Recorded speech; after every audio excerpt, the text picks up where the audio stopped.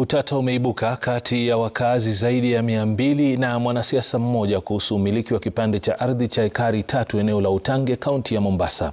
Wakazi hao wakimlaumu aliyekuwa spika wa kaunti ya Lamu Mohamed Fumo kwa kutwaa shamba wanalodai ni lao. Francis Mtalaki anaarifu. Makazi haya ya kifahari mtaani Kitaruni, Utange, kaunti ya Mombasa huenda yakabomolewa kutokana na utata wa umiliki wa kipande hiki cha ardhi ambacho wakazi zaidi ya 200 wamekuwa wakiishi hapa kwa miaka 40 sasa. Wakazi hao wameachwa katika njia panda, huku taharuki kitanda miongoni mwao kutokana na ilani waliopokea kuwa ubomoaji utafanyika tarehe 2 mwezi ujao. Huko kote tunamuita Haji kuleta yote title yake ijulikane alipata vipi.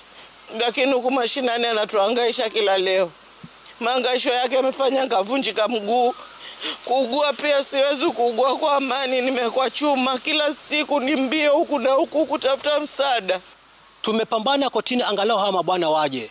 Hawajafika. Tumeenda paka kwa watu wa National Land Commission. Hawa jamaa waje, wameshasaviwa. Hawajafika. Wametolewa hata contempt of warrant of arrest, contempt of court kwa sababu ya ile eviction walikuwa wamezifanya kutuvunjia. Hawa mabwana hawajafika. OCS niliongea naye. OCS hana habari zozote kuhusu hapa. Nimeongea na DCC, hana habari zozote kuhusu hapa.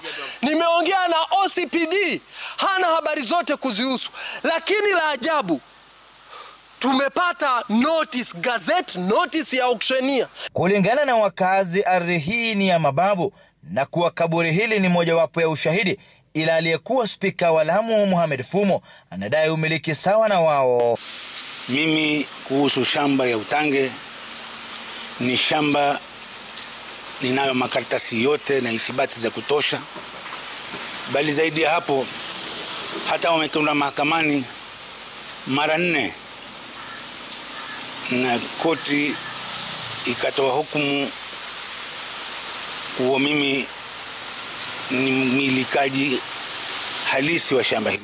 Fumo anashikilia kuwa ana hatimiliki, ila wakazi wanadai ni ghushi na kuchochea utata huu kuzua taharuki miongoni mwa wakazi ambao wanadai wameshindwa kutekeleza majukumu yao ikiwemo kilimo. Ili kusitokee matukio mengine kama ya Nairobi Central na vituo vingine, mimi naomba taasisi za kiusalama, hapa kwetu tuko salama, musije.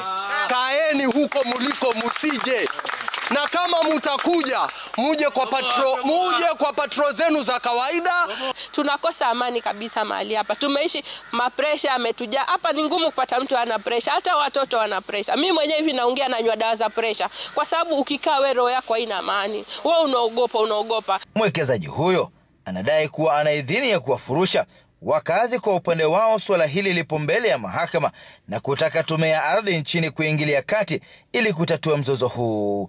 Mimi nalipa rates, mimi nimefanya subdivision, kila kitu kinachostahiki nacho, paka orders za kotini nazo.